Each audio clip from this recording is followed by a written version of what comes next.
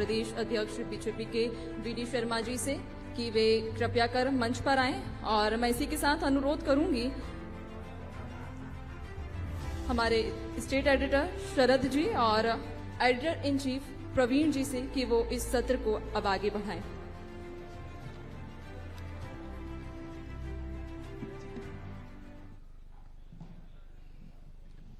एक बार फिर से मैं स्वागत करूंगा प्रदेश बीजेपी के अध्यक्ष वीडी शर्मा जी का। बहुत धन्यवाद वीडी शर्मा जी, आप इस कार्यक्रम में शामिल हुए। जब आप प्रदेश अध्यक्ष बने थे उसके बाद से कई बार मुख्यमंत्री शिवराज सिंह चौहान ने कहा कि शुभंकर हैं वीडी शर्मा जी, तो 2023 में भी ये कायम रहेगा? भारतीय जनता पार्टी में हम सब एक कार्यकर्ता के नाते से काम करते हैं और भारतीय जनता पार्टी की जो पद्धति है वो एक कलेक्टिव लीडरशिप पर ही हम काम करते हैं। इसलिए जो भी सफलताएं हैं वो एक सामूहिक तौर पर सभी मिलकर के ही उसको आगे ले जाते हैं। लेकिन ये अपने नेतृत्व का, अपने सहयोगियों का, अपने मित्रों का स्नेह रहता है कि वो इस प्रकार से उसे संज्ञा देने का प्रयास कर देते हैं। तो माननीय मुख्यमंत्री जी का भी स्नेह है कि उन्होंने मुझे इस रूप में कहा। लेकिन भारतीय जनता पार्टी में जो भी काम है हम सब सामूहिकता के आधार पर ही करते हैं। इसलिए अगर कोई जीत हुई है और आगे भी जीत होगी तो सामूहिक नेतृत्व के आधार पर सब मिलकर के ही करते हैं। और आपने जो कहा कि आगे भी यही होगा, मुझे पूर्ण विश्वास है कि भारतीय जनता पार्टी आगामी आने वाले चुनाव में ऐतिहासिक बहुमत के साथ अभी तक के सारे रिकॉर्ड तोड़ने का काम भारतीय जनता पार्टी करेगी। आप सभी दर्शकों को भी पता होगा वीडी शर्मा जी लगातार व्यस्त थे जन आशीर्वाद यात्रा में। आज एक बड़ा समापन उसका हुआ कार्यकर्ता महाकुंभ के रूप में। क्या फीडबैक अब तो आप बड़े मुतमईन होंगे, अब मैं आपसे पूछ सकता हूं कि क्या आकलन है आपका चुनाव को लेकर?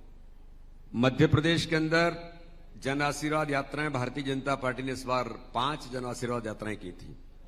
पहले ये होता था कि कुछ विधानसभाएं हम नहीं जा पाते थे या नीचे तक हमें थोड़ा सा परेशानी होती थी, लेकिन इस बार हमने निर्णय किया कि हम 5 यात्राएं निकालेंगे। प्रवीण जी, आज मैं आपको कह सकता हूं कि जन आशीर्वाद यात्रा में ग्रामीण क्षेत्र से लेकर के आदिवासी क्षेत्र, सभी क्षेत्रों में जो जनता का अपार समर्थन मिला, ये वास्तव में ही हम लोगों के लिए भी अनुकरणीय था। और आज जो कार्यकर्ता महाकुंभ हुआ है, इस कार्यकर्ता महाकुंभ के अंदर जो भारतीय जनता पार्टी के एक शक्ति का प्रकटीकरण आज राजधानी भोपाल के अंदर था। हर बूथ से 65,523 बूथों के कार्यकर्ता आज उपस्थित थे और लाखों की संख्या में माननीय प्रधानमंत्री मोदी जी ने जो संबोधन किया और एक जो उत्साह और उमंग था, ये देखने लायक है। और यही इस आधार पर, क्योंकि ये जो जनसमर्थन है जनता का, वो ऐसे ही नहीं मिल सकता। भारतीय जनता पार्टी की सरकार ने विगत 2 दशकों के अंदर जो विकास मध्य प्रदेश का किया है, 2003 का जो मध्य प्रदेश था जब कांग्रेस की सरकार थी, तो ये पूरा मध्य प्रदेश इस बात को जानता है कि मध्य प्रदेश के हालात क्या थे। 15 महीने की सरकार बनी थी कांग्रेस की, श्रीमान कमलनाथ जी, दिग्विजय सिंह के इशारे पर चलने वाली सरकार थी। उस समय जो हुआ उसको भी जनता ने मध्य प्रदेश के अंदर देखा। तो जनता भारतीय जनता पार्टी को काम और माननीय प्रधानमंत्री मोदी जी के नेतृत्व में गरीब कल्याण का जो काम देश और प्रदेश के अंदर हुआ है, हमारी सरकार मध्य प्रदेश के मुख्यमंत्री के नेतृत्व में जो काम की है, ये भारतीय जनता पार्टी की ताकत है। और इसी आधार पर हम जनता के बीच जन आशीर्वाद मांगने के लिए गए और जनता ने हमें आशीर्वाद दिया है। और जनता का उत्साह और उमंग के साथ हमें जो समर्थन है, मैं इस आधार पर कह सकता हूं कि भारतीय जनता पार्टी आगामी आने वाले चुनाव में अभी तक के सारे रिकॉर्ड तोड़ने का काम करेगी। अच्छा, आपने बहुत सारे नवाचार किए प्रदेश अध्यक्ष बनने के बाद। डिजिटलाइजेशन आपका एक बड़ा आपके मतलब कार्यकाल का बड़ा है। पहले पेज प्रभारी, पन्ना प्रभारी, इन सबको डिजिटल कर दिया। ये कहते भी हैं कि भाई मध्य प्रदेश की जो बीजेपी है संगठन के आधार पर वो बड़ी नजीर है देश की बाकी भाजपा की तुलना में। ये कार्यकर्ता आपको लगता है कि चार्ज हो गया इलेक्शन के लिहाज से? ये प्रवीण जी, आपने बहुत सही प्रश्न किया है। यही भाजपा की मूल ताकत है। गुजरात में 27 साल के चुनाव के बाद, 27 साल की सरकार के बाद 156 सीटें जीत करके 53% वोट कोई राजनीतिक दल लेकर के आए। ये भारत की राजनीति के इतिहास में नहीं हुआ जो गुजरात के अंदर हुआ। लेकिन जब ये हुआ कि ये श्रेय जब माननीय प्रधानमंत्री को दिया, हम लोगों ने ही कहा कि प्रधानमंत्री जी का अभिनंदन है, तो उन्होंने कहा प्रधानमंत्री का अभिनंदन नहीं, अभिनंदन करिए उन कार्यकर्ताओं का जो पन्ना प्रमुख और बूथ समिति का कार्यकर्ता है, जिसने प्रत्येक बूथ पर मेहनत की है। तो ये मध्य प्रदेश के अंदर भी हम सब लोगों ने डिजिटली बूथ को इनरोल्ड किया। पन्ना प्रमुख और अर्ध पन्ना प्रमुख हमने बनाए, एक कदम हम आगे चले हैं। अर्ध पन्ना प्रमुख बना करके 41 लाख लोगों का भारतीय जनता पार्टी का कार्यकर्ता जो आज प्रत्येक बूथ पर एक्टिव होकर के काम कर रहा है। तो ये जो चाहे विधानसभाओं के सम्मेलन होंगे, चाहे हमारे बूथ विजय का संकल्प होगा जो हमने 5-6 बूथों के अभियान लिए थे, या फिर जन आशीर्वाद यात्रा होगी, या आज का कार्यकर्ता महाकुंभ होगा, ये आपने बिल्कुल ठीक कहा। ये कार्यकर्ता बूस्टअप होकर के अब मैदान में उतर गया है। मैं तो इस कार्यकर्ता को कहता हूं, ये सजग प्रहरी है बूथ का। अपने बूथ को जीतने के लिए हमारे माननीय प्रधानमंत्री जी ने आज आह्वान किया, आपने सुना होगा, उन्होंने कहा कि प्रत्येक बूथ पर चुनाव जीतना है। अमित शाह जी का तो मंत्री है, चुनाव मात्र नहीं जीतना, हर बूथ पर चुनाव जीतने के लिए 50% मत कैसे आएगा, ये हम संकल्प लेकर के जाएंगे। और इसकी तैयारी हमारी माइक्रो मैनेजमेंट कैसे होगा, ये काम भारतीय जनता पार्टी मध्य प्रदेश के संगठन ने बखूबी किया है। और मैं इस बात के लिए भारतीय जनता पार्टी मध्य प्रदेश के कार्यकर्ताओं को इस बात के लिए धन्यवाद देता हूं कि इस दिशा में इस बार बहुत बेहतर काम और बड़ी ताकत के साथ मध्य प्रदेश की भारतीय जनता पार्टी ने बूथ सशक्तिकरण के अभियान के साथ किया है, जो हमारी सबसे बड़ी ताकत है। वीडी शर्मा जी, एक सवाल ये हो रहा है इस बार खास तौर से विपक्ष की ओर से कि जो आपके दिल्ली के बड़े नेता हैं, उनकी मदद आपको इस बार यहाँ पर लेनी पड़ रही है। वो आके यहाँ पे प्रचार कर रहे हैं, वो यहाँ के पर आके बैठके कर रहे हैं। दिल्ली का नेतृत्व तो आज नहीं, हमेशा से हमें मार्गदर्शन करता और करना भी चाहिए। दुनिया का सर्वाधिक लोकप्रिय नेता, मैं तो पूछना चाहता हूं, भारत के राजनीतिक इतिहास में ऐसा कौन सा नेतृत्व आया जो आज दुनिया को लीड करने का काम कर रहा है? तो प्रधानमंत्री मोदी जी हैं। और अगर उनकी क्षमता है कि वो मध्य प्रदेश आ सकते हैं, उनकी क्षमता है कि वो सागर में आ सकते हैं, उनकी क्षमता है वो ग्वालियर में आ सकते हैं, तो ये तो सम्मान की बात है मध्य प्रदेश के लिए और हमारे लिए गौरव की बात है कि हमारा नेता, दुनिया का सर्वाधिक लोकप्रिय नेता, वो मध्य प्रदेश में इतना समय दे सकते हैं।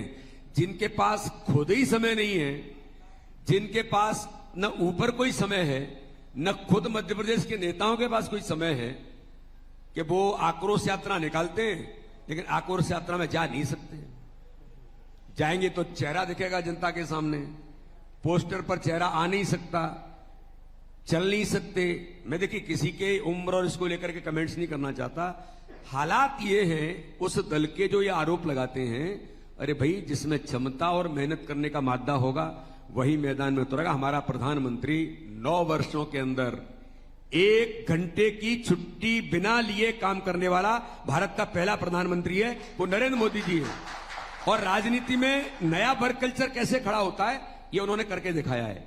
तो इसलिए तो अच्छी बात है कि हमारा नेता या हमारा नेतृत्व में आज सशक्त बनाने का काम मध्य प्रदेश की यूनिट को करता है, तो ये तो अच्छी बात है। आपके नेता अगर आने से यूनिट आपकी सशक्त बनती है कि आलू को जमीन की जगह फैक्ट्री में उगा देते हैं, तो आपके हालात क्या बनते हैं तो आप ही जानते हैं। तो इसलिए कांग्रेस केवल झूठ और इस प्रकार की चीजें ही आरोप लगा सकती है, वो कर कुछ नहीं सकते। हमें तो हमारा सौभाग्य है कि हमारा नेतृत्व हमें आज ताकत देने का काम कर रहा है। अच्छा, एक बात और भी है कि वो एक बात कहते हैं, जब भी उनसे ये पूछा जाता है कि भाई बीजेपी लगातार आशीर्वाद यात्राएं निकाल रही है, उनके बड़े नेता, बड़े केंद्रीय मंत्री, आप लोग जैसे एमपी के तमाम बड़े सब लोग लगे हैं, आप क्यों नहीं सक्रिय रहते? वो कहते जनता लड़ रही है हमारे लिए चुनाव। ये तो बहानेबाजी है। ये जब 28 विधानसभाओं के उपचुनाव थे प्रवीण जी, आपने तो देखा था, उस समय भी ये यही कहने वाले थे और जनता ने आईना दिखा दिया था। और जब भी चुनाव हुए हैं तब मध्य प्रदेश ने जनता ने आईना दिखाया है। और 2018 के चुनाव में भी भारतीय जनता पार्टी को मत ज्यादा मिला था, नंबर ऑफ वोट्स बीजेपी के ज्यादा थे, 0.1% बीजेपी के ज्यादा मत थे, लेकिन टेक्निकली सीटों से सरकार बन गई थी। लेकिन 15 महीने में जो आपने किया, जो वादे किए, जो सपने दिखाए, उन सपनों में से एक भी वादा बहुत सारे वक्ताओं ने इन बातों को कह दिया होगा, उनका कहने का मुझे जरूरत नहीं है, लेकिन मैं पूछा वादा उन्होंने कोई 15 महीने बहुत होते हैं किसी कार्यकाल के, उन 15 महीने में एक जनता के साथ किया हुआ वादा आपने पूरा नहीं किया, बल्कि आपके वादे के कारण से मध्य प्रदेश का किसान डिफाल्टर बन गया। 2200 करोड़ रुपए भारतीय जनता पार्टी की सरकार को उन गरीब किसानों को डिफाल्टर से नॉन डिफाल्टर बनाने में भारतीय जनता पार्टी की सरकार को जमा करना पड़ा। तो इस प्रकार की चीजें आपने की हैं, तो आप केवल यही कह सकते हैं कि हमारे तो जनता किसके साथ है। आपकी आक्रोश यात्रा कह रहे थे, आक्रोश आपका ही निकल रहा है अंदर ही अंदर, आपके लोग ही जूतम पेजार में जुट गए हैं। ये मैं नहीं कह रहा हूं, ये मीडिया की रिपोर्टें कहती हैं। आपके यहां कितने लोग आपके उन आक्रोश यात्राओं में आ रहे हैं, तो आक्रोश किसके खिलाफ है ये जनता मध्य प्रदेश की दिखाई दे रही है, और हमें किस प्रकार का आशीर्वाद मिल रहा है ये भी जनता दिखाई दे रही है। तो ये सपने और जनता लड़ रही है, अगर उन्हें ये दिखाई दे रहा है तो बहुत स्वागत है उनका। हम तो मैदान में हैं और चुनाव आएंगे तो सारी चीजें सामने भी आ जाएंगी। अच्छा वीडी शर्मा जी, एक सवाल ये है कि इस बार आमतौर पर जब चुनाव होते हैं तो कुछ नाराजगियां नेताओं की ऐसी होती हैं टिकट मिलने को लेकर। कुछ दिनों पहले एक वीडियो वायरल हुआ जिसमें ममता मीणा एक कार्यकाल आपका जो कार्यालय है वहां का उन्होंने पैर छुए और फिर वो गई, दुखी मन से उन्होंने बात की। क्या आपको लगता है कि जो कुछ नाराजगियां हैं ऐसी, उनको आपको कभी ऐसा महसूस होता है कि शायद इनको और बना लेते तो और जो समस्या है उनके समाधान हो सकते थे, या चुनाव के में लेकर जो परेशानियां हैं वो शायद नहीं आएंगी अगर ऐसे नेताओं को रोका जा सके? सर जी, भारतीय जनता पार्टी दुनिया का सबसे बड़ा राजनीतिक दल है। भारतीय जनता पार्टी आज 16 राज्यों में जिसकी सरकारें हैं, भारतीय जनता पार्टी जिसका पंच सरपंच से लेकर के प्रधानमंत्री राष्ट्रपति तक जिसका कार्यकर्ता आज उस सत्ता और शासन की व्यवस्था में हो, दुनिया का सबसे बड़ा दल होने के नाते से हम मनुष्यों के संगठन हैं। लेकिन चुनाव आते समय हम अपने प्रबंधन में हमें क्या करना चाहिए, भारतीय जनता पार्टी अपनी समीक्षा करते हुए कौन कार्यकर्ता जीतेगा, किसको क्या जिम्मेदारी पर लाना, ये नेचुरल है। और चुनाव जब आते हैं, जब जिसको टिकट नहीं मिलती है, तो नेचुरली सब आइडियल तो हो नहीं सकते, और 230 लोगों को ही चुनाव लड़ना है। तो कभी कभी ऐसे लोग जिनके स्वार्थ टकरा जाते हैं, तो वो किसी भी दल में हो सकता है। मैं केवल ये नहीं कहता हूं कि यहां ज्यादा हो रहा है वहां कम हो रहा है, ये कहीं भी हो सकता है और होता ही है। कांग्रेस की जन आक्रोश यात्रा निकल रही है, वहां जन आक्रोश आपस में ही निकल रहा है। मैंने कहा ना कि जूतम पेजार हो रही है, तो ये क्या है? वो कह रहे हैं कि तुम कैसे घुसे यहां, ये कैसे आ गए, बाहर के कैसे आ गए, ये नेचुरली होता है। लेकिन फिर भी भारतीय जनता पार्टी एक विशिष्ट पद्धति वाला संगठन है। यहां संवाद की व्यवस्था है, हम प्रयास करते हैं। लेकिन जब कोई 100 में से 2-4 ऐसे होते हैं जिनको लगता है कि नहीं हमें तो यही करना है, तो आपने जिनका नाम लिया उनके हालात हमने पहचाने होंगे, और नए व्यक्ति को वहां हमने प्रत्याशी बनाया है जो उभर करके प्रचंड बहुमत से जीतने वाला प्रत्याशी है। तो नेचुरली उनको लगता है कि मुझे टिकट नहीं मिली है, तो वो कहीं और जाते हैं। तो कुछ जगह हो सकता है, मैं नहीं कहता हूं कि हम बिल्कुल आइडियल हैं, 2-4 जगह ऐसा हो सकता है, लेकिन फिर भी अन्य दलों की तुलना में भारतीय जनता पार्टी आज भी अपने पद्धति के साथ काम करती है, और इस प्रकार की कोई बहुत परेशानियां ना हैं और ना आगे होंगी। आपकी जो आइडेंटिटी है वो, अब चूंकि आप जो फ्रंटियर ऑर्गेनाइजेशन है उससे जुड़े रहे हैं, तो आप रेगुलर बात करते हैं, लोगों से मिलते हैं और बहुत सतत संपर्क भी है आपका, तो आप वीकनेस और स्ट्रेंथ दोनों जानते हैं अपने कार्यकर्ताओं की, कमजोरी ताकत सब। एक जो विषय आज ही इसके पहले सेशन में, शुरुआती सेशन में उभर के आया, कोई व्यक्ति सिर्फ इस वजह से क्यों अपात्र हो जाना चाहिए कि उसके पापा बड़े नेता है? अगर मान लीजिए अच्छा मेहनत कर रहा है, आपका कार्यकर्ता है, तो क्या उसे अवसर नहीं मिलना चाहिए टिकट का? ये प्रवीण जी, आपने बहुत अच्छा प्रश्न किया है आज की नई जनरेशन के लिए और एक कार्यकर्ता के लिए। माननीय प्रधानमंत्री मोदी जी ने इस बात पर पूरा फोकस किया है, इनर बीजेपी ऑर्गेनाइजेशन, बल्कि उनका तो कहना है कि देश के अंदर जो राजनीतिक दल है वो परिवारों तक सीमित बन के रह गए हैं। और एग्जाम्पल के साथ आप देखेंगे, चाहे टीआरएस होगा या महाराष्ट्र के हमारी वो राजनीतिक दल होंगे, या फिर दक्षिण के और राज्यों के तमिलनाडु होंगे, ये इन स्थानों पर इन दलों में, या कांग्रेस के अंदर भी केवल एक ही परिवार है जो नेतृत्व करता चला जाएगा। प्रधानमंत्री मोदी जी ने इस दिशा में किसी नेता का बेटा होना यह योग्यता नहीं है। नेता का बेटा होना अपराध भी नहीं है, लेकिन वो कार्यकर्ता होगा, कार्यकर्ता के नाते से काम कर रहा होगा। जनता की ऐसा लगता है जनता को कि जनमत है उसके साथ, तो कार्यकर्ता चुनाव लड़ सकता है, वो किसी का भी बेटा हो। लेकिन केवल किसी बड़े नेता का बेटा है इसलिए वो चुनाव लड़ेगा, ये न बीजेपी करने वाली है, न बीजेपी ने इसको किया है। और प्रधानमंत्री मोदी जी ने तो परिवारवाद को राजनीतिक व्यवस्था में आज ब्लॉक करने का काम किया है। नए नौजवानों को और कार्यकर्ताओं को अवसर कैसे मिलेगा, यही भारतीय जनता पार्टी का मूल पद्धति पर हम काम कर रहे हैं और इस दिशा में ऐसे लोगों को अवसर भी मिलता है। वीडी शर्मा जी, आप युवा हैं और जब आप अध्यक्ष बने तो फिर हमने देखा कि बीजेपी में बाकी के जो जिलाध्यक्ष बनाए गए और भी अन्य जो टीमें बनाई गई, वो उनमें भी कहीं ना कहीं देखने को मिला कि जो युवा हैं उनको ज्यादा मौका दिया गया। तो क्या माना जाए कि इस बार का जो अभी बाकी का 39 टिकट तो आपके फाइनल हो गए हैं, बाकी के टिकट में भी युवा प्राथमिकता में रहेंगे? शरद जी, ये आपने मध्य प्रदेश की भारतीय जनता पार्टी ने पूरे देश के अंदर एक नया, क्या हम ये कर सकते हैं, हमने करके दिखाया कि ऐसे नए नौजवान जिले की कमान संभाल सकते हैं। मंडल अध्यक्ष तो हमारे 1093 मंडल हैं, उनमें से 35 से कम उम्र के 99% मंडल अध्यक्ष आज 35 साल से कम उम्र के बने हैं। और पूरे देश के अंदर मध्य प्रदेश के भारतीय जनता पार्टी ने इस प्रयोग को सफलतापूर्वक किया। आगामी आने वाले समय में मैं ऐसा मानता हूं, चाहे चुनाव हो, चाहे कोई जिम्मेदारियां हो, इस पर जैसे महिलाओं को अवसर देने का काम भारतीय जनता पार्टी के नेतृत्व ने किया है, उसी प्रकार से युवाओं को भी नेतृत्व आज भारतीय जनता पार्टी चुनाव के आगामी आने वाले समय में भी जहां संभव होगा कि नए नौजवानों को अवसर मिले, ये मैं आपको बिल्कुल विश्वास दिलाता हूं और मैं युवाओं को भी विश्वास दिलाता हूं, उन्हें अच्छे अवसर देने का काम भारतीय जनता पार्टी करेगी। इन दिनों कांग्रेस में पहले जो चलन नहीं था वीडी शर्मा जी, वो चलन शुरू हुआ है। उनके पार्टी के दफ्तर में भी भगवान की मूर्तियां स्थापित हो रही हैं, गणेश उत्सव मनाए जा रहे हैं, मंदिरों में वो जा रहे हैं, मतलब समारोह पूर्वक पूजा जो है वो अभी तक कांग्रेस करती नहीं थी, अब शुरू किया है उन्होंने बीते कुछ सालों में। इसे कैसे देखते हैं आप? देखिए, इसमें दो बातें हैं। एक तो राष्ट्रवादी विचार का प्रभाव है। पहले लोग आरोप लगाते थे और ये तुष्टीकरण की राजनीति करते थे।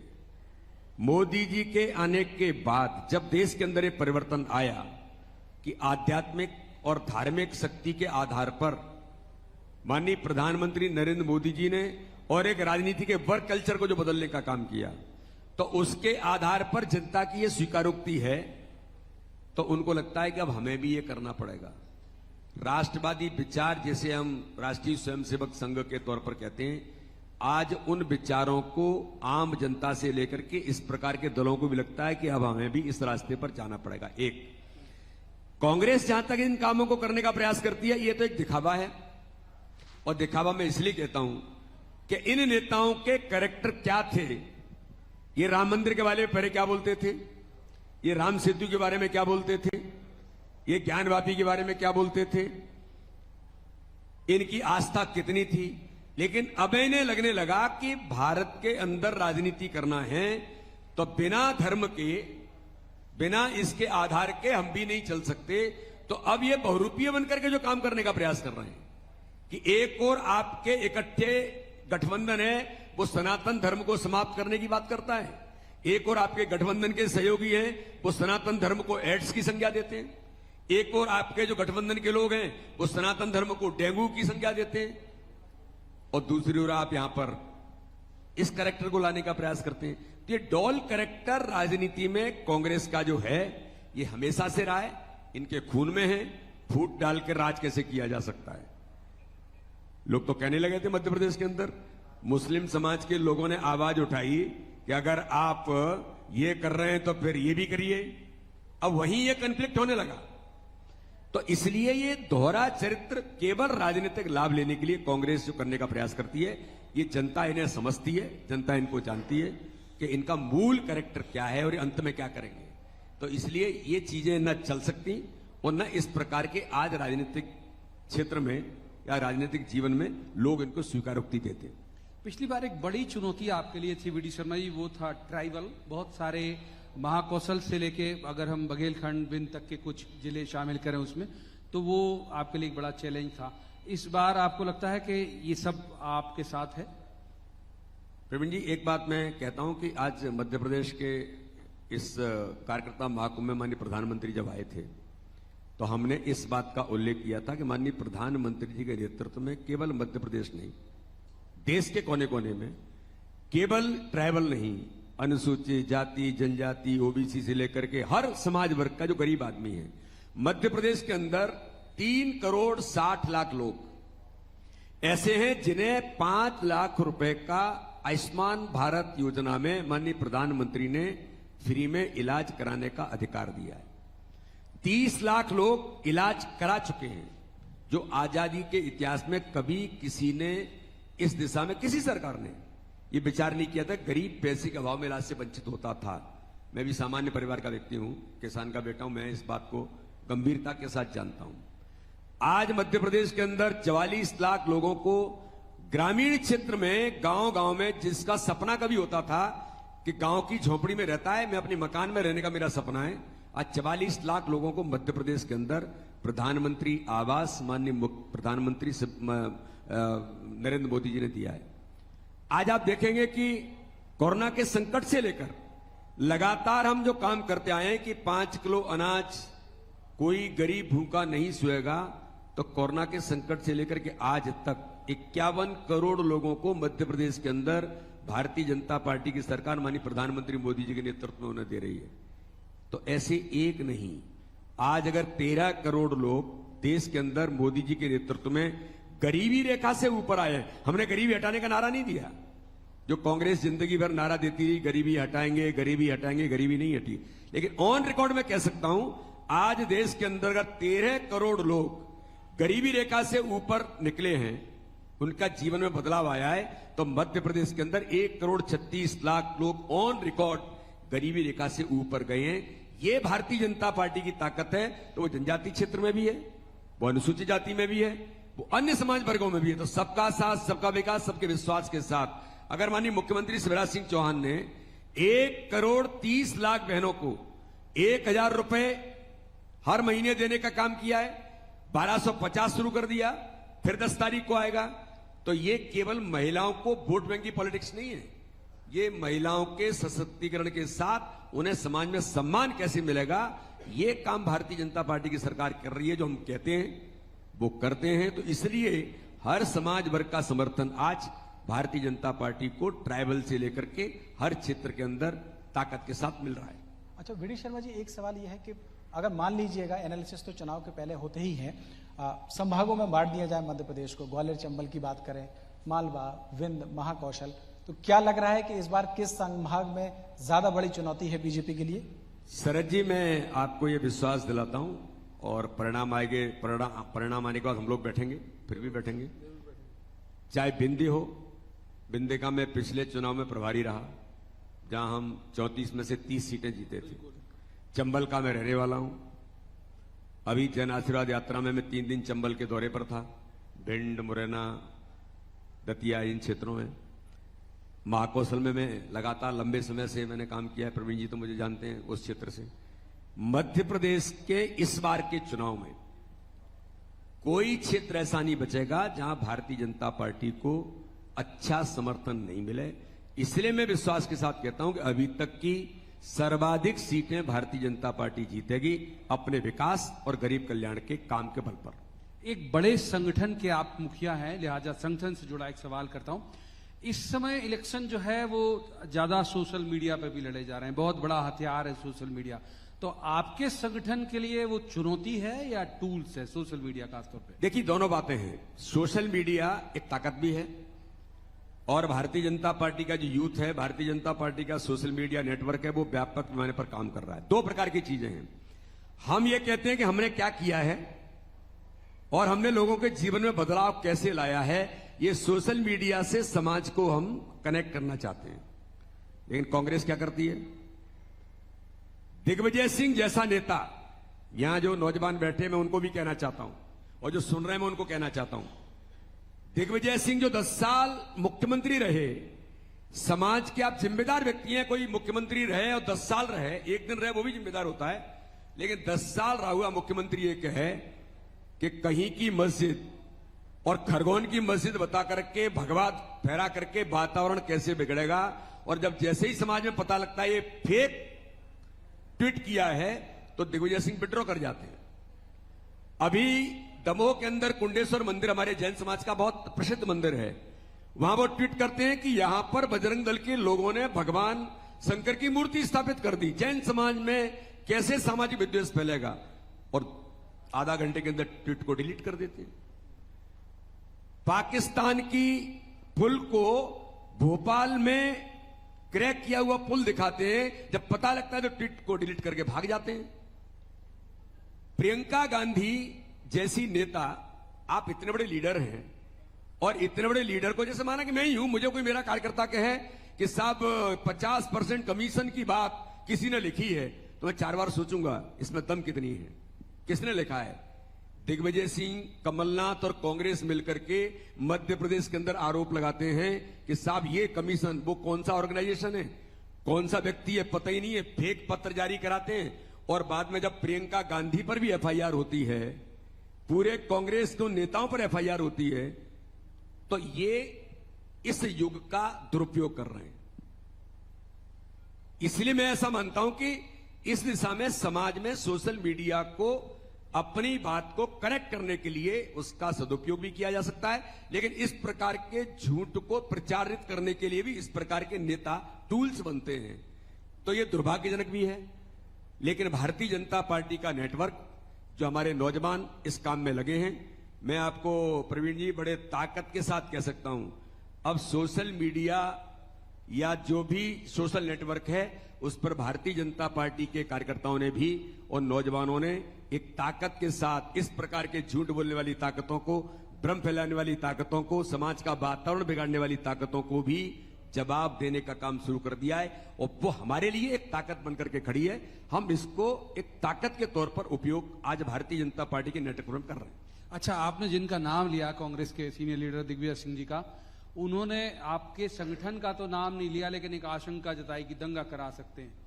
अभी नूह की तरह दंगा जो हरियाणा में हुआ वैसा यहां भी हो सकता है एमपी में, और वो ट्वीट अभी डिलीट भी नहीं किया। कौन सा जैसा हरियाणा में दंगा हुआ था, उन्होंने कहा वैसा दंगा एमपी में भी हो सकता है। आपके संगठन का नाम नहीं लिया, लेकिन इशारा प्रवीण जी वो उन्होंने वही किया था।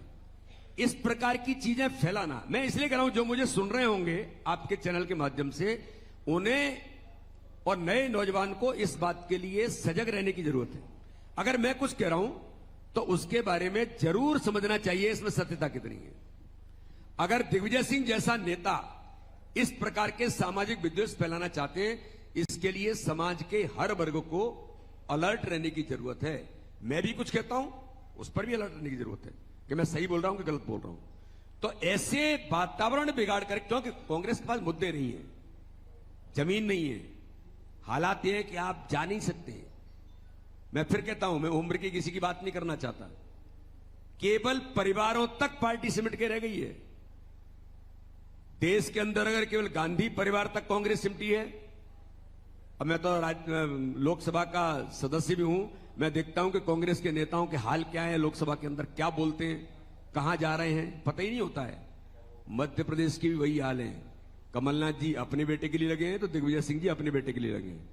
अरे अच्छा होता नए नेतृत्व में से नेचुरल लोग उभरते, और राजनीति में हम तो कहता हूं, मैं तो उस धारा का व्यक्ति हूं, छात्र राजनीति में काम करते हुए मैं एनएसआई को कहता था आप भी कुछ काम करिए, हम भी कुछ काम करेंगे और छात्र हितों पर साथ में मिलकर के भी लड़ेंगे। तो समाज के लिए तो मुझे लगता है कि अगर हम मुद्दों पर बात करें तो इससे गलत क्या हो सकता है, लेकिन केवल परिवारों तक पार्टियां खड़ी रहेंगी, ये देश का दुर्भाग्य है जिसको मोदी जी ने आज ब्रेक करने का काम किया। अच्छा, आप लोगों पर एक आरोप ये लगता है कि आपने जो कांग्रेस है, कांग्रेस के लोगों को ये आरोप है कि उनके मुद्दे आपने चुरा लिए। वो कह रहे हैं कि हम सिलेंडर सस्ते में देने की बात की, हमने लाडली बहनों को पैसा देने की बात की, वो सारे मुद्दे आपने उनके चुरा लिए। शरद जी, मेरा प्रश्न है, आपने मुझसे प्रश्न किया, मैं कर रहा हूं मीडिया के माध्यम से, जो लोग सुन रहे हैं उनसे। आपने 55 साल तक राज किया देश के अंदर, आपने गरीब इलाज, पैसे के अभाव में इलाज से वंचित होगा, आपने क्यों विचार नहीं किया था? कोई गरीब है जिसके सर पर छत नहीं है, उससे हम मकान उपलब्ध कराने का काम करेंगे। 50 साल में आपने क्यों नहीं किया था? इंदिरा आवास योजना शुरू हुई थी, जरा पता लगाइए रिकॉर्ड में कौन सी पंचायत में कितने इंदिरा आवास आए थे? कहीं 1, कहीं 2, कहीं 3, और वो भी आए तो उनमें क्या हुआ? राजीव गांधी देश के प्रधानमंत्री थे। मैं पूछना चाहता हूं, प्रधानमंत्री जी का ऑफिशियल वर्जन था 1 रुपया गरीब के लिए भेजते हैं तो 85 भ्रष्टाचार में चला जाता है, दलाल बिचौलिए खाते हैं, 15 पैसे गरीब तक पहुंचता है। इस व्यवस्था का परिवर्तन 55 साल में क्यों नहीं किया था? लेकिन 2014 में प्रधानमंत्री मोदी जी बनते हैं तो उन्होंने पहले दिन कहा कि जनधन अकाउंट खुलेंगे। 48 करोड़ परिवारों के जनधन अकाउंट खोल करके उस समय भी मजाक उड़ाया जा रहा था। लेकिन आज हम इस बात को गर्व से कह सकते हैं कि अगर 1 रुपया केंद्र से चलता है तो 1 क्लिक से 1 रुपया ही गरीब के खाते में पहुंचता है। दलाल और बिचौलिए भारत की व्यवस्था में नहीं है। ये परिवर्तन किसने किया? 15 महीने की आपकी सरकार थी। 15 महीने में आपने जिन वादों को किया था वो पूरे नहीं किए, और अब आप नए वादे करने का काम कर रहे हैं। तो उसमें आपने क्या किया था ये भी जनता आपको जानती है, इसी मध्य प्रदेश की जनता ने आपको देखा है।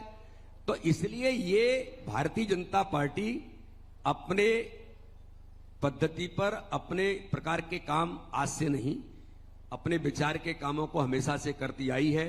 इसलिए गरीब कल्याण महाअभियान देश के अंदर भारतीय जनता पार्टी ने माननीय प्रधानमंत्री मोदी जी के नेतृत्व में लिया है, और मध्य प्रदेश की सरकार ने विकास के काम मध्य प्रदेश के अंदर जो खड़े किए हैं ये जनता ने देखा है। इसका सर्टिफिकेट कांग्रेस नहीं दे सकती, इसका सर्टिफिकेट भाजपा को जनता देती है प्रत्येक बूथ पर।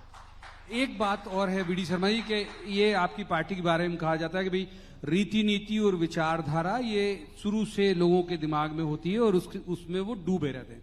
जो पिछले चुनाव के वक्त आपके पास नए मेहमान आए वो उस रीति नीति विचारधारा की आइडियोलॉजी के तो थे नहीं, वो थे कांग्रेस के।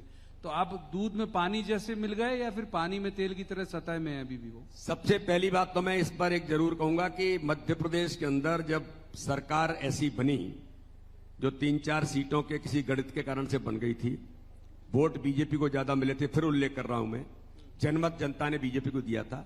लेकिन हमने स्वीकारोक्ति दी थी, हमारे मुख्यमंत्री ने इस्तीफा दिया था, कहा था कि अगर जनमत नहीं मिला है तो हम विपक्ष में बैठने को तैयार है। विपक्ष में बैठे, लेकिन कांग्रेस ने 15 महीने के अंदर वल्लभ भवन को दलाली का अड्डा बनाया। ये ऑन रिकॉर्ड कह रहा हूं मैं, इसलिए कह रहा हूं क्योंकि 15 महीने में कांग्रेस के जो मंत्री थे कैबिनेट के, उन्होंने जो कहा कि ये सरकार पर्दे के पीछे से मिस्टर कमलनाथ नहीं, वो दिग्विजय सिंह चला रहे हैं, जो मध्य प्रदेश के सबसे बड़े भूमाफिया, सबसे बड़े रेत माफिया, सबसे बड़े शराब माफिया हैं। ये प्रदेश अध्यक्ष का आरोप नहीं है, ये कांग्रेस के कैबिनेट के मंत्री उमंग सिंगार ने कहा, ऑन रिकॉर्ड कहा। ये गोविंद सिंह जो नेता प्रतिपक्ष हैं, गोविंद सिंह नेता प्रतिपक्ष ने मंत्री रहते हुए ऑन रिकॉर्ड कहा कि भ्रष्टाचार इतना बढ़ गया है कि टीआई रेट तय करते हैं और ये पैसा ऊपर तक जाता है। जब ईडी की रेड पड़ी तो 281 करोड़ रुपए जो पकड़े गए, मिगलानी और कक्कड़ कौन है? कांग्रेस के नेता बताएं। कमलनाथ जी के पीए हैं। ऑन रिकॉर्ड पैसा पकड़ा गया। कहां पकड़ा गया? ऊपर तक। ये जो आपने किया, इसके आधार पर यह कहा जा सकता है कि आपने जो किया वो मध्य प्रदेश की जनता ने देखा है। तो इसलिए प्रवीण जी, जनता इनके इन सारी चीजों को बेहतर तरीके से जानती है। संसद का अभी विशेष सत्र हुआ जिसमें महिला आरक्षण बिल आप लोग लेके आए हैं। कानूनी तौर पर उसको लागू होने में अभी समय लगेगा, लेकिन क्या हम ये माने कि मध्य प्रदेश में अभी जो बाकी के टिकट वितरण होने बाकी रह गए हैं बीजेपी के, उसमें उसकी झलक देखने को मिलेगी? ये आपने बिल्कुल ठीक कहा। महिला आरक्षण अभी नारी शक्ति बंधन अधिनियम 2023 लोकसभा राज्यसभा ने पारित किया है। ये माननीय प्रधानमंत्री का बिल पावर है कि इसके आधार पर दोनों सदनों में बहुमत से पारित हुआ।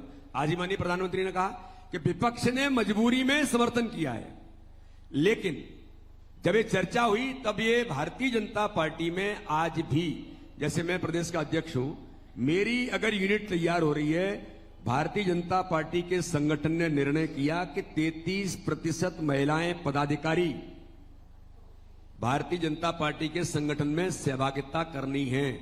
तो हमने 33% लोगों, महिलाओं को सहभागिता पहले दिन से दी है। इस मध्य प्रदेश के अंदर ग्रामीण और नगर निकाय के चुनाव में 50% आरक्षण, नया नेतृत्व और महिलाओं का नेतृत्व कैसे विकसित होगा, इस पर काम किया है। तो भारतीय जनता पार्टी की सरकार ने हमारे मुख्यमंत्री शिवराज सिंह चौहान के नेतृत्व में 50% आरक्षण हमारी माताओं बहनों को ग्रामीण निकाय, नगर निकाय में दिया है। और एक बात और मैं कहना चाहता हूं, ये भारत के ही प्रधानमंत्री हैं कि G20 देशों की अध्यक्षता करने के बाद भारत के इतिहास में दुनिया के देश मोदी जी के पीछे खड़े थे। तब वुमेन लीड डेवलपमेंट की बात हुई थी कि महिला आधारित विकास, महिला नेतृत्व के आधार पर विकास देश का करना है। 50% आबादी है, वो G20 देशों के लोग अपने घर भी नहीं पहुंचे होंगे। और उससे पहले 33% आरक्षण की लोकसभा राज्यसभा के अंदर माननीय प्रधानमंत्री ने बिल पारित करा दिया। तो हम जो कहते हैं उसकी तैयारी भारतीय जनता पार्टी का नेतृत्व पहले से इस काम को कर रहा है कि हम अपने संगठन में, अपने सिस्टम में भी बिना किसी उसके कैसे करें। आपने बहस के अंदर सुना होगा कि लोकसभा में जो सांसद हैं आज 29% ओबीसी के सांसद हैं। देश के अंदर जो विधायक चुने गए हैं भारतीय जनता पार्टी के, उनमें 27% ओबीसी के हैं। जो क्वेश्चन खड़ा करने वाले लोग बात करते हैं उनकी बात कर रहा हूं। इसी प्रकार से महिलाओं में भी रिप्रेजेंटेशन उसके अनुरूप हो, चाहे अभी टिकट मिली होंगी तब या आगे मिलेंगी तब। रिजर्वेशन होगा जब कानून के तहत जब होगा तब होगा। लेकिन भारतीय जनता पार्टी इस प्रकार के प्रयास अभी भी लगातार कर रही है। एक सवाल जरूर उठता है, जैसे आप भी उसी इलाके से, ग्वालियर चंबल इलाके से। ठीक है, बसपा का जो वोट शेयर है वो कम हुआ है, पिछले चुनाव में तो खासतौर पर हुआ, सीटें भी कम हुई। लेकिन कहते हैं कि जो यूपी से सटी हुई बॉर्डर है उसकी, वहां से लेके ग्वालियर चंबल शुरू करें तो रीवा तक की, वो वहां पर उसका प्रभाव है। वो आपको चुनौतीपूर्ण लगता है? अभी वो इंडिया के सदस्य भी नहीं है जो नया गठबंधन बना उसका, और आम आदमी पार्टी, इसे चैलेंज मानते हैं? प्रवीण जी, मैं इनको चैलेंज इसलिए नहीं मानता। आप अगर रिकॉर्ड उठा करके देखेंगे उत्तर प्रदेश जैसी जगह पर जहां बसपा खड़ी हुई है, बसपा का प्रभाव तो उत्तर प्रदेश में ही था। लेकिन आज आप देखेंगे कि जब भारतीय जनता पार्टी का चुनाव उत्तर प्रदेश का चल रहा था, उस समय अनुसूचित जाति के भाई और बहन, उन्होंने भारतीय जनता पार्टी को व्यापक समर्थन दिया। किस आधार पर? जो गरीब कल्याण की योजनाएं भारतीय जनता पार्टी की सरकार की हैं, माननीय प्रधानमंत्री मोदी जी के नेतृत्व में या राज्य सरकारों के नेतृत्व में, ये बड़ी ताकत है जो गरीबों का जीवन बदलने का काम कर रही है। तो इसलिए चाहे उत्तर प्रदेश से लगा हुआ बेल्ट हो या महाराष्ट्र से लगा हुआ बेल्ट हो, भारतीय जनता पार्टी की सरकारों ने जो काम किया है उस काम के आधार पर जनता हमें विश्वास दे रही है। और एक बात मैं एक कदम और आगे बढ़ के कहता हूं, ईमानदारी के साथ अल्पसंख्यक समुदाय के भाई और बहनों को अगर आप पूछेंगे कि सीने पर हाथ रख के ईमानदारी से बता दो आपके जीवन में अगर खुशी आई है या बदलाव आया है तो किस सरकार के नेतृत्व में आया है, तो वो भी ईमानदारी से कहते हैं हमारे जीवन में अगर आंखों में खुशी है, बदलाव आया है, तो प्रधानमंत्री मोदी जी के नेतृत्व की सरकार के अंदर आया है। और ये मैं कोई ऐसे ही नहीं कह रहा हूं, ट्रिपल तलाक से लेकर अगर उन बहनों का जीवन नरक बनता था तो उनको जीवन में सम्मान देने का काम किसी ने किया है। तो मैं पूछना चाहता हूं, 55 वर्ष कांग्रेस ने राज किया, क्यों मध्य प्रदेश के अंदर या भारत के अंदर इस प्रकार का जिनको दंश था उन महिलाओं के लिए कि 3 शब्द कहने पर उनका जीवन नरक बनता था, किसने विचार किया था उनके लिए? लेकिन उनके जीवन में भी खुशी आ सकती है तो कांग्रेस केवल उनको वोट बैंक मानती रही। भारतीय जनता पार्टी के प्रधानमंत्री मोदी जी ने ट्रिपल तलाक की व्यवस्था को कानून पारित करके भारत के अंदर उन्हें भी सम्मान देने का काम किया। प्रधानमंत्री आवास उज्ज्वला योजना, आयुष्मान कार्ड, 5 लाख रुपए का फ्री में इलाज कराने का अधिकार या 5 किलो अनाज हर गरीब को मिलेगा। तो प्रधानमंत्री जी ने, भारतीय जनता पार्टी ने ये नहीं कहा कि ये हमारे समर्थक नहीं है तो इन्हें नहीं मिलेगा।